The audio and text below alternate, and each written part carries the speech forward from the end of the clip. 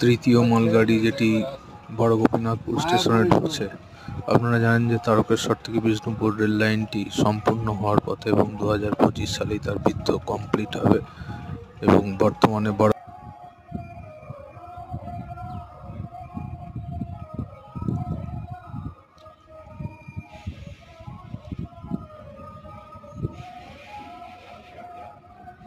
এর ইঞ্জিন কই পিছনে ইঞ্জিন নাকি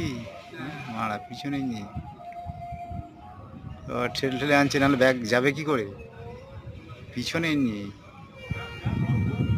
হ্যালো